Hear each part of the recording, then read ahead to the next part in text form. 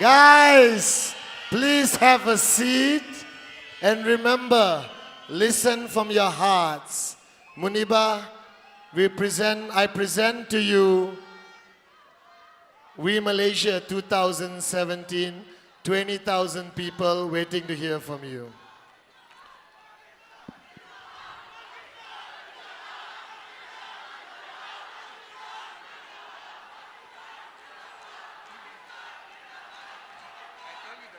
Okay, beautiful. Thank you, our Pakistani brothers and sisters. Have a seat. Okay, they're all yours.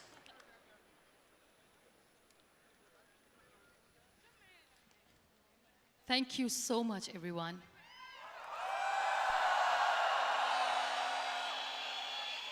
Whoa, I'm running short of words right now, but I cannot afford this because I have to speak. Thank you so much for all the love, for all the warmth. Thank you for accepting me. Thank you very much.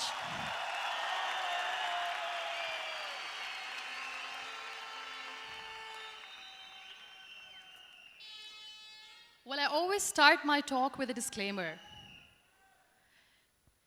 And that disclaimer is that I've never claimed to be a motivational speaker. Yes, I do speak, but I feel more like a storyteller because wherever I go, I share a story with everyone. Well, it is a story of a woman whose perfectly imperfect life made her who and what she is today.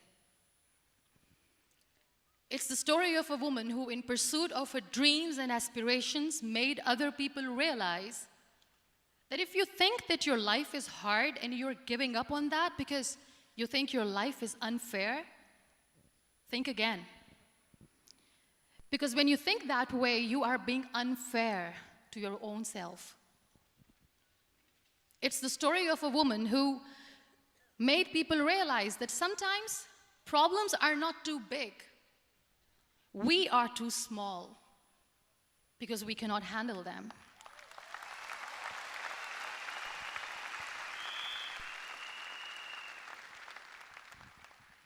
It is the story of a woman who with time realized that real happiness doesn't lie in success, money, fame. It lies within.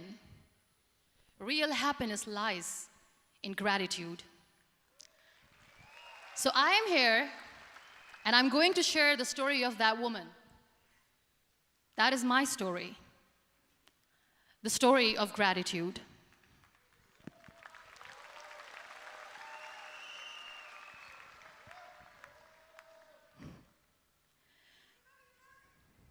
I love you too. I love you all.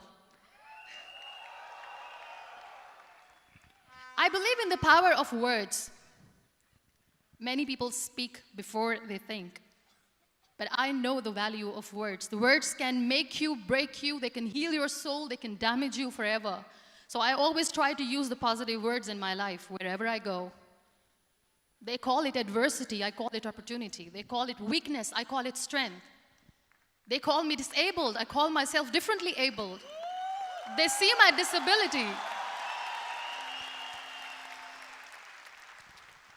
They see my disability, I see my ability.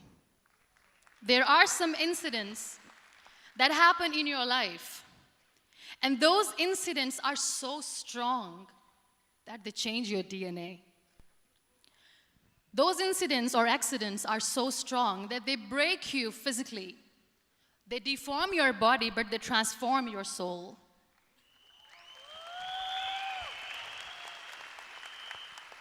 Those incidents break you, deform you, but they mold you into the best version of you.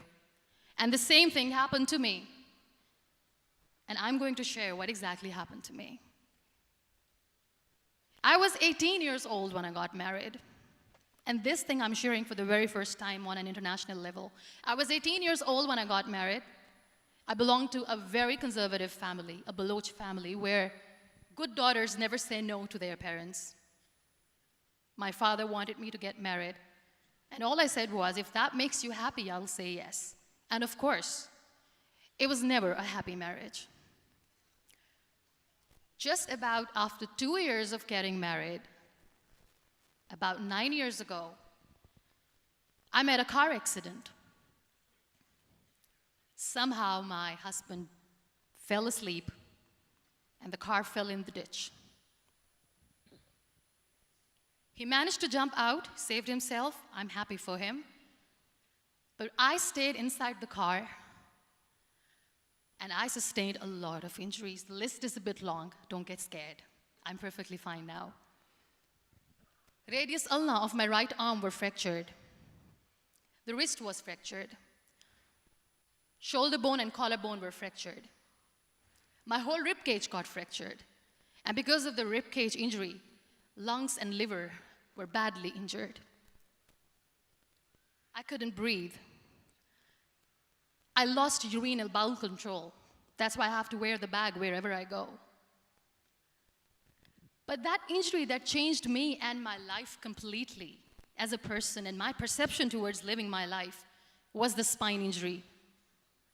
3 vertebrae of my backbone were completely crushed, and I got paralyzed for the rest of my life. So this accident took place in a far-flung area in the outskirts of a very small province, Balochistan, where there was no first aid, no hospital, no ambulance. I was in the middle of nowhere in that toppled car. Many people came to rescue. They gave me CPR. They dragged me out of the car. And while they were dragging me out, I got the complete transection of my spinal cord. And now there was this debate going on. Should we keep it here? She's going to die. Where should we go? There is no ambulance. There was this 4-wheeler Jeep standing in the corner of the street. They said, put her in the back of the Jeep and take her to the hospital, which is 3 hours away from this place. And I still remember that bumpy ride. I was all broken. They threw me at the back of the Jeep and they rushed me to the hospital. That is where I realized that my half body was fractured and half was paralyzed. I finally ended up in a hospital where I stayed for 2.5 months. I underwent multiple surgeries. Doctors have put a lot of titanium in my arm. There's a lot of titanium at my back to fix my back. That's why people in Pakistan call me the Iron Lady of Pakistan.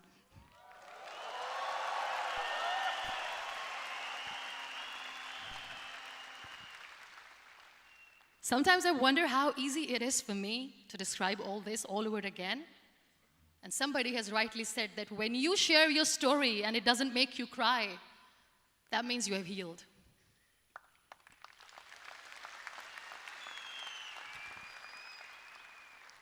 Those 2.5 months in the hospital were dreadful. I will not make up stories just to inspire you. I was at the verge of despair.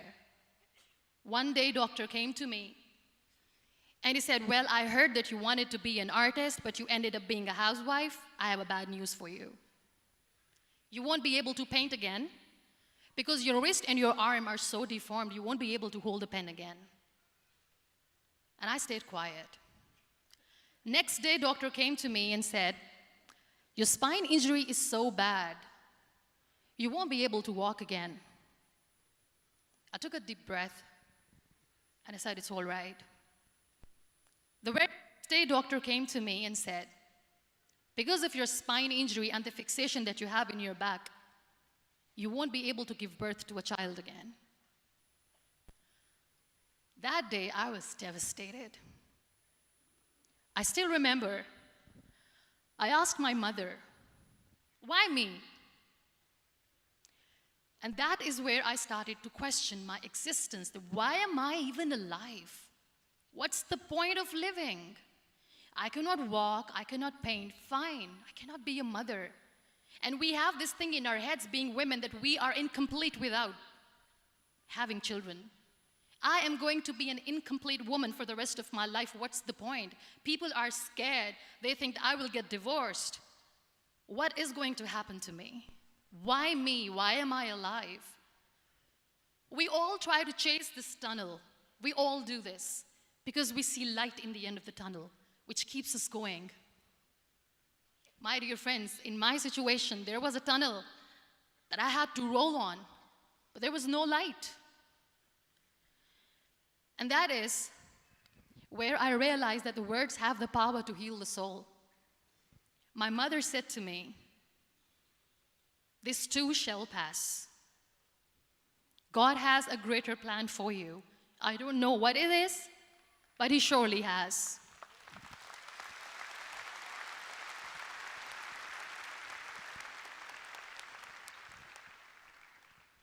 And in all that distress and grief, somehow or the other, those words were so magical that they kept me going. I was trying to put that smile on my face all the time, was hiding. It was so hard to hide the pain, which was there. But all I knew was that if I will give up, my mother and my brothers will give up too. I cannot see them crying with me. So what kept me going was, one day I asked my brothers, "I know I have a deformed hand, but I'm tired of looking at these white walls in the hospital and wearing these white scrubs. I'm getting tired of this. I want to add more colors to my life. I want to do something. Bring me some colors. Bring me some small canvas. I want to paint." So the very first painting I made was on my deathbed, where I painted for the very first time. It was not just an art piece or just my passion. It was my therapy. What an amazing therapy it was. Without uttering a single word, I could paint my heart out. I could share my story. People used to come and say, "What lovely painting, so much color." Nobody could see the grief in it. Only I could. So that's how I spent 2.5 months in my hospital, crying, never complaining or whining, but painting. And then I was discharged, and I went back home. And I went back home, and I realized that I have developed a lot of pressure ulcers on my back and on my hip bone. I was unable to sit. There were a lot of infections in my body, a lot of allergies. So doctors wanted me to lie down on the bed straight for not 6 months, for not 1 year, for 2 years. I was bedridden, confined in that one room, looking outside the window, listening to the birds chirping, and thinking maybe there will be a time when we'll be going out with the family and enjoying the nature. That was the time where I realized how lucky people are, but they don't realize.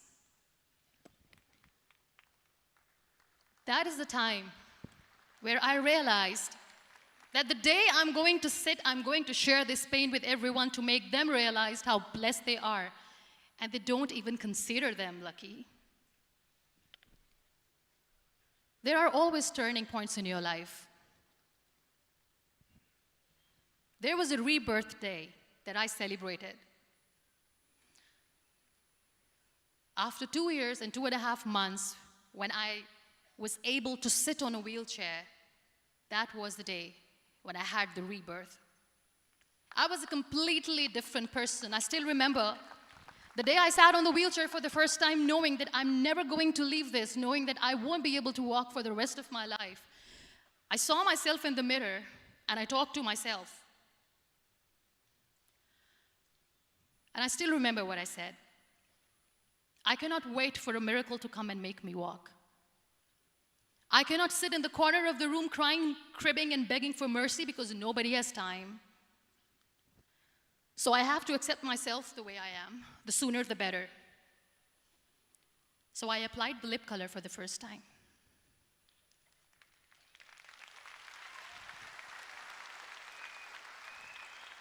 And I erased it.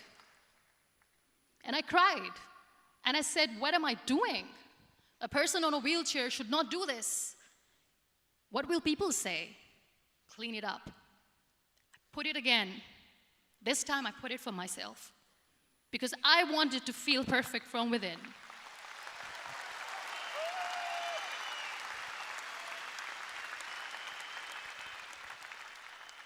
And that day I decided that I'm going to live life for myself. I am not going to be that perfect person for someone. I am just going to take this moment and I will make it perfect for myself. And you know how it all began? That day I decided that I'm going to fight my fears. We all have fears. Fear of unknown, fear of known, fear of losing people, fear of losing health, money. We want to excel in career, we want to become famous, we want to get money. We are scared all the time. So I wrote down one by one all those fears, and I decided that I'm going to overcome these fears one at a time. You know what was my biggest fear? Divorce. I couldn't stand this word. I was trying to cling on to this person who didn't want me anymore, but I said, no, I have to make it work. But the day I decided that this is nothing but my fear, I liberated myself by setting him free. And I made myself emotionally so strong that the day I got the news that he's getting married, I sent him a text that I'm so happy for you and I wish you all the best. And he knows that I pray for him today.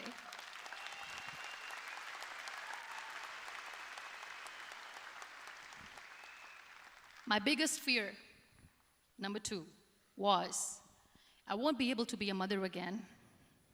And that was quite devastating for me.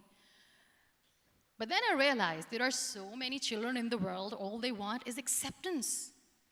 So there is no point of crying, just go and adopt one. And that's what I did.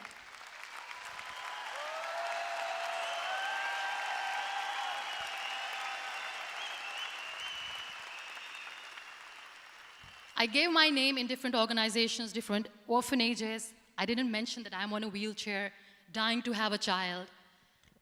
So I just told them that this is Muniba Mazari and she wants to adopt a boy or girl, whatsoever, but I want to adopt a kid. And I waited patiently. 2 years later, I got this call from a very small city in Pakistan. I got a call and they said, are you Muniba Mazari? There is a baby boy and would you like to adopt? And when I say yes, I could literally feel the labor pain. I said, yes, yes, I am going to adopt him. I am coming to take him home.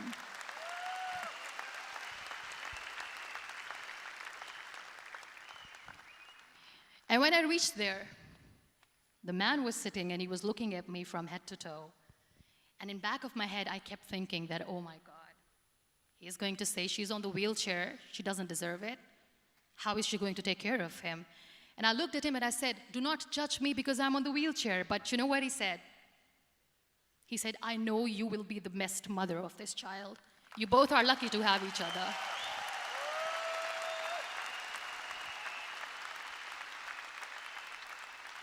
And that day, I was 2 days old, and today he's 6.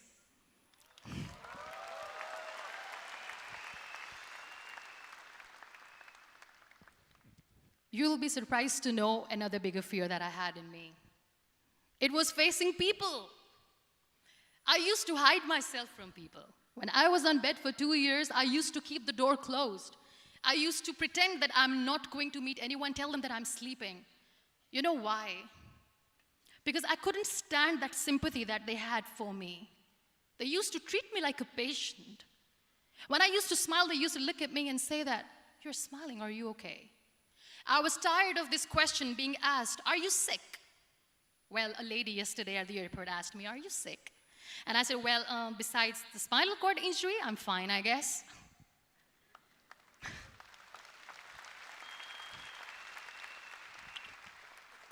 But those are really cute questions. They never used to feel cute when I was on the bed. So I used to hide myself from people, knowing that, oh my God, I'm not going to see that sympathy in their eyes. It's all right. And today I'm here speaking to all these amazing people because I have overcome the fear.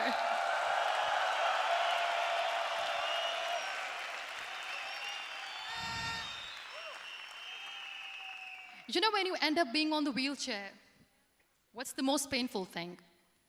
That's another fear that people on the wheelchair, or the people who are differently abled, have in their hearts, but they never share. I'll share that with you. The lack of acceptance.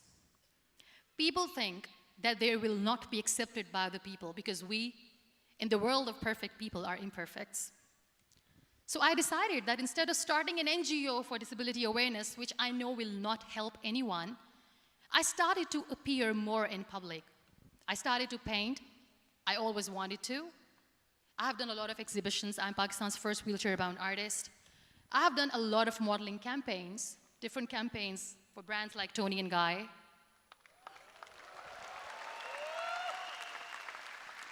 I have done some really funny, breaking the barriers kind of modeling. There was this one by the name Clown Town where I became a clown because I know that clowns have hearts too. And then I also decided that if I really want to make the difference, I am not going to let people use me for their polio campaigns where they will make you a victim and an emblem of misery and mercy and will say that, you know what, give polio drops to your children or they'll become like this girl. I decided that I'm going to join the national TV of Pakistan as an anchor person, and I've been doing a lot of shows for the last 3 years.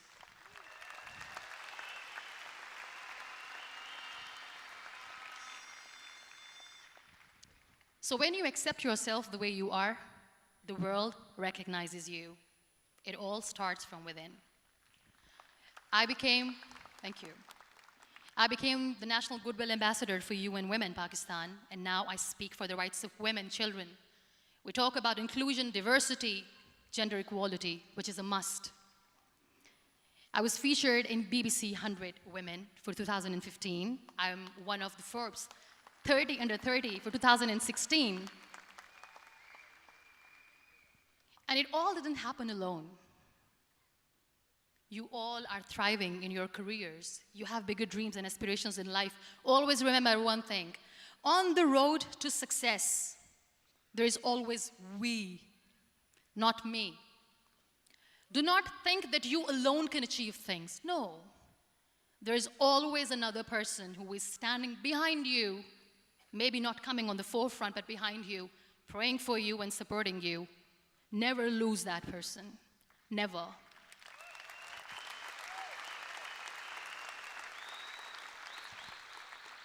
No matter how much I say that I couldn't find a hero, so I became one, I still want to recognize those 3 people in my life who literally changed my life completely, and I get inspiration from them every single day. Waleed Khan. Many people know about the terrorist attacks in Pakistan. We have lost many people. And I'm sharing this with a very heavy heart because we actually have lost a lot of people in this huge turmoil of terrorism. These people are barbarians. They do not see people. They're even worse than animals. They have killed people in mosques. They have killed people in churches, temples, even in schools. There was this terrorist attack in Army Public School, Peshawar, where these terrorists entered in an examination hall and they killed our children. And in that attack, that day, this beautiful boy, Waleed Khan, who was my hero, my real life hero, was the proctor who was taking care of the students, was keeping an eye on the students. Those barbarians shot him 3 times in the face, 5 times on his body, and he fell down. I was asked to give a talk in the school after a week of that terrorist attack. With a very heavy heart, I went there and I spoke. We sang a few national songs. I thought that maybe I've done my part, but deep inside, it was killing me. I could see children injured. I could see children sitting on the wheelchairs looking at me wondering, what next? What was our fault? Just because we were here to give examination, we have been shot. So many people, so many children lost their friends. Their classrooms were empty. The next day they went to the classroom. So this kid, Waleed Khan, I was asked that he is in a hospital right now and you have to go and see him and motivate him and tell him that it's going to be okay. And when I saw Waleed Khan coming on the wheelchair for the first time in front of me, face was all deformed. His leg was fractured, his arm was fractured. He couldn't talk, he lost his teeth. He cannot sneeze, he cannot smell. He cannot eat. And I kept thinking, what should I say? That everything is going to be all right? No, nothing is all right. And while I was juggling with the words, what to say, what not to say, this beautiful child, Walid Khan, came to me and he said, "Are you Muniba Mazari?" I said, "Yes." He said, "Baji, let's take a selfie."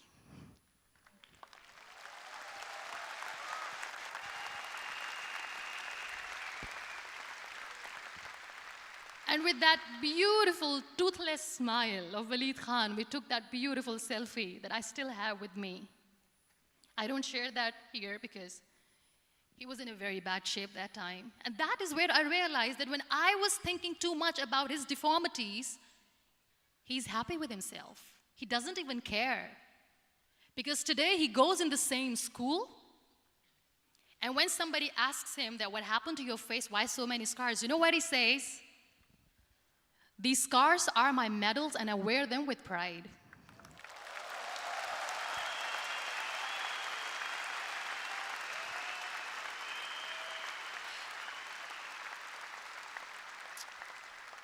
And how beautifully he says, "The terrorists wanted me not to study. I am going to study. I will become a doctor one day.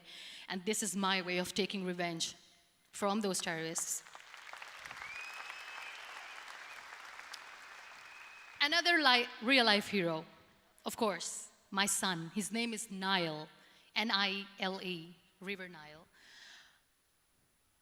I learned so much from this kid. The first and foremost thing is patience. How to be patient when you know that your mother cannot walk, when you know that your mother is different from the other women, when you know that your mother cannot go out and play with you, how to stay calm. He loves football. And when we got the very first football, he was 4 years old.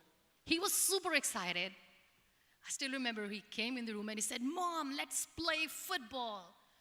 And he kept the ball in my feet. And he said, "Let's kick it." And that day I felt disabled. I said, "I cannot kick the ball." And I was down with the same face. He looked at me and he said, "Well, that's all right. Your legs are not working, but your hands do. Let's play catch the ball."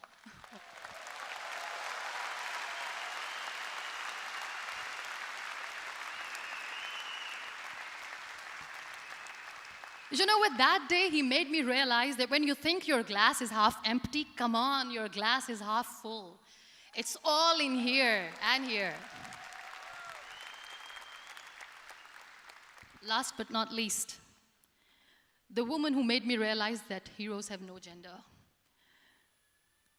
The woman who believed in me even when I was completely at the verge of despair, where everybody left, she was there. And every time I looked at her, without saying anything, she used to look at me and said, "This too shall pass. God has a bigger plan. And one day you will say that, oh my God, that is why God has chosen me." She never cried in front of me. She has always said that there will be haters, there will be naysayers, there will be disbelievers, and then there will be you proving them wrong. My mother.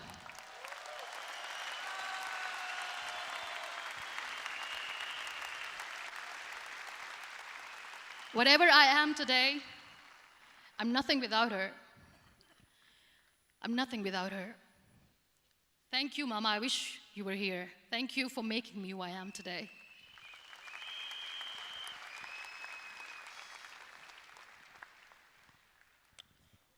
You know what? We human beings have a problem.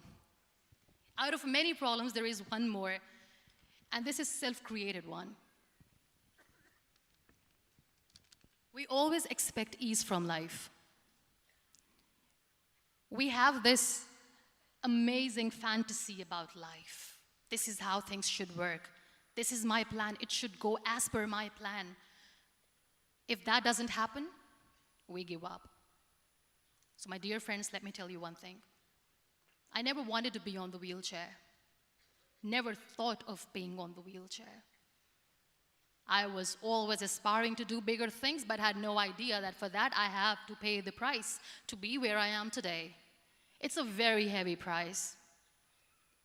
This life is a test and a trial, and tests are trials are never supposed to be easy. So when you're expecting ease from life, and life gives you lemons, then you make the lemonade, and then do not blame life for that, because you were expecting ease from a trial. Trials make you a stronger, better person. Life is a trial, and with time you realize that.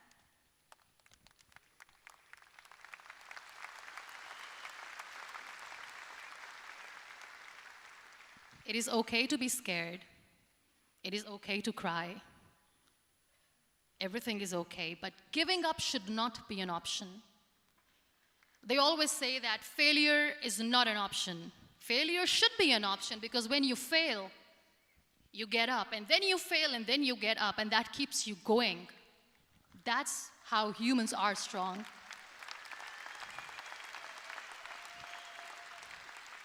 Failure is an option, should be an option, but giving up is not. Never. We have this thing in minds. We call it perfection. We want everything perfect.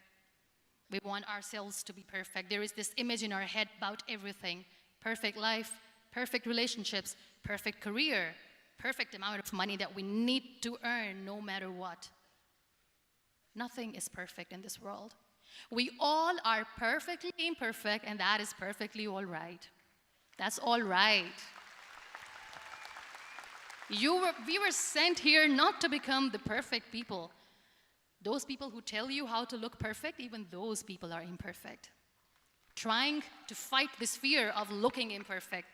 I used to be perfect. I still remember. I got this compliment years ago when I used to walk. Oh my God, look at you. You're fair, you're tall, you're perfect. Look at me now. You're still perfect. Only the perfect eyes can see that.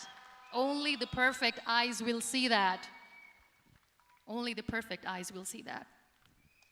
So yes, in all those imperfections, you have to listen to your heart. You don't have to look good for people. You don't have to be perfect just because other people want you to be perfect. If your soul is perfect from within, that's all right. This is all what you want. This is all what you need to be. Our society has made very weird kind of norms to look perfect and great. For men, it's different. For women, it's different. We think too much about what people say. We listen to ourselves too little. You know what makes you perfect? When you make someone smile. You know what makes you perfect? When you try to do something good for the people around you. You know what makes you perfect? When you feel someone's pain. And how beautiful pain is that it connects you with people. No other medium can connect you with others but pain. That's why I always say that I'm in pain, and that's a blessing in disguise for me. Today,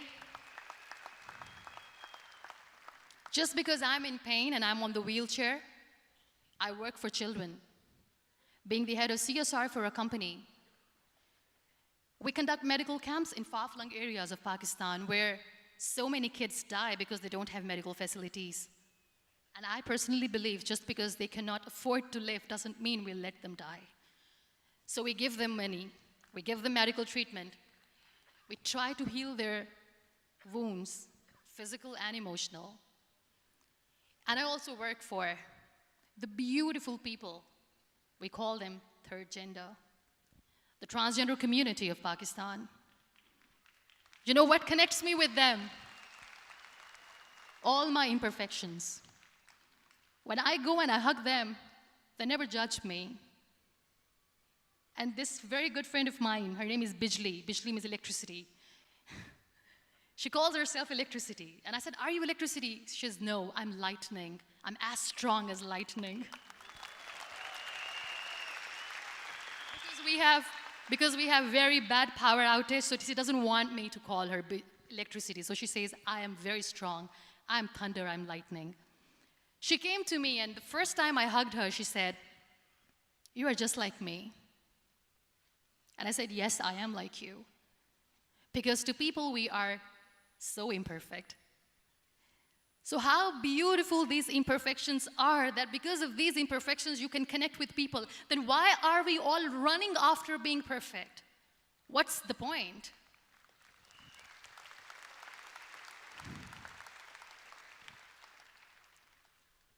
Every time I go in public, I always smile. There's always a big toothy smile on my face, and people ask me, don't you get tired of smiling all the time?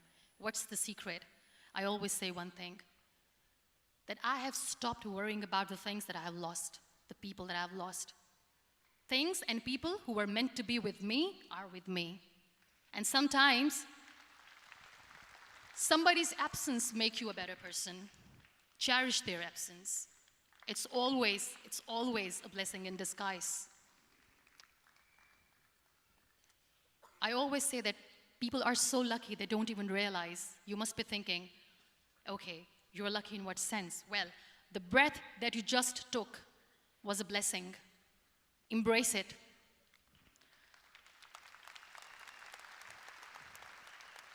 There are so many people in the world who are dreaming to live a life that you are living right now.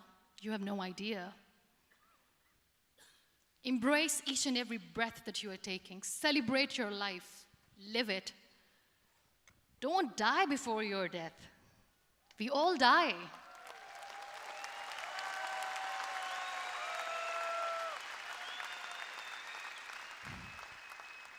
We live this one routine of a day for 75 years and we call it life. No, that's not life. If you're still thinking why you have been sent here, if you're still juggling with the concept of why you are here, you haven't lived yet. You work hard, you make money, you do it for yourself. That's not life. You go out, you seek for people who need your help, you make their lives better. You become that sponge which can absorb all the negativity, and you become that person who can emit beautiful, positive vibes. And when you realize that you have changed someone's life, and because of you, this person didn't give up, that is the day when you live. Always.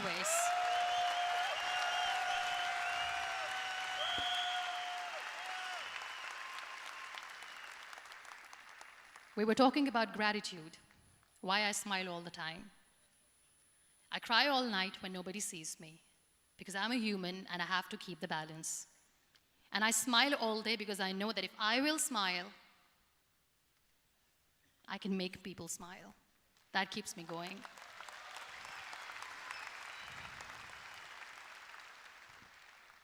Be grateful for what you have, and you will always, always end up having more.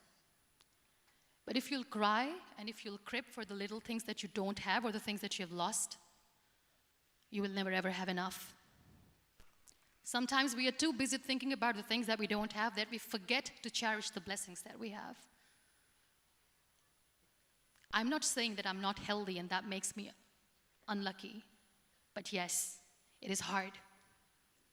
It is hard when I say that I cannot walk. It is hard to say when I wear this bag. It hurts. But I have to keep going, because never giving up is the way to live, always.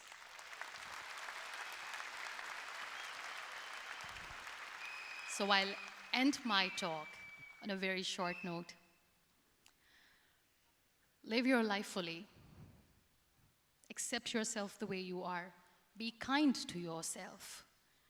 Be kind to yourself. I'll repeat, be kind to yourself, and only then you can be kind to others. Love yourself and spread that love. Life will be hard. There will be turmoils. There will be trials, but that will only make you stronger. Never give up. The real happiness doesn't lie in money or success or fame. I have this all. I never wanted this. Real happiness lies in gratitude. So be grateful, be alive, and live every moment. Thank you so much, everyone. Thank you. We Malaysia. Muniba Mazari.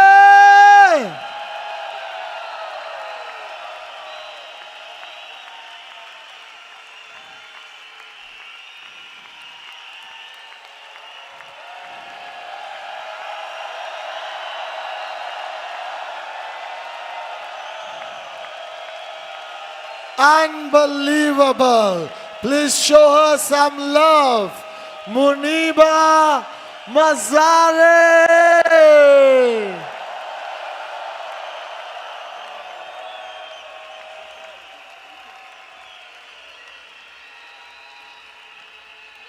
We Malaysia.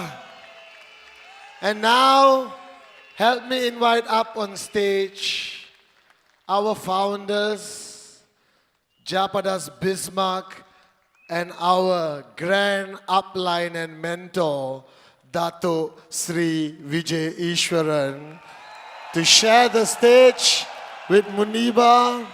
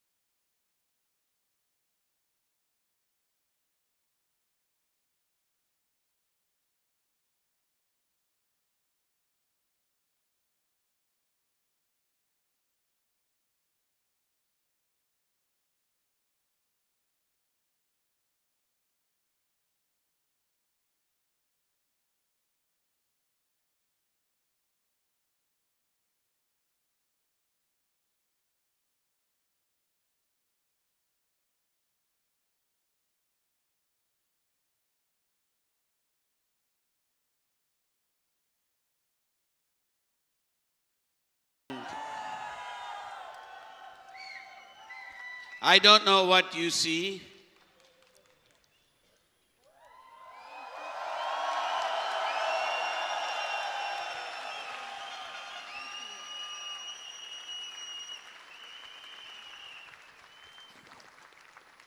I don't know what you see, but all I see is perfect.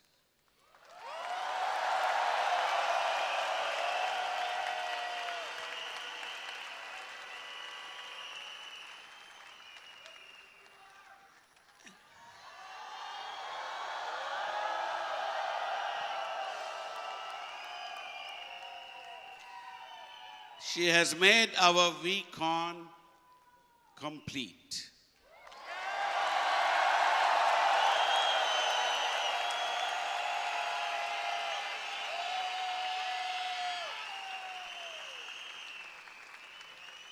I don't usually run out of words, but I am today.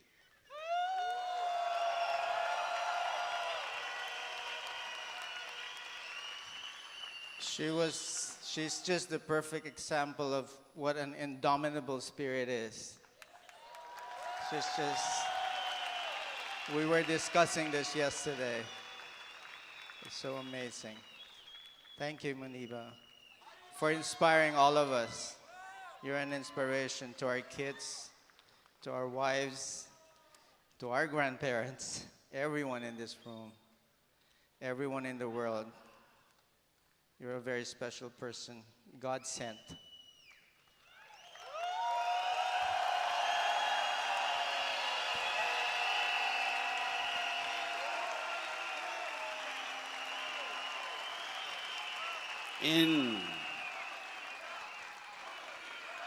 In our company,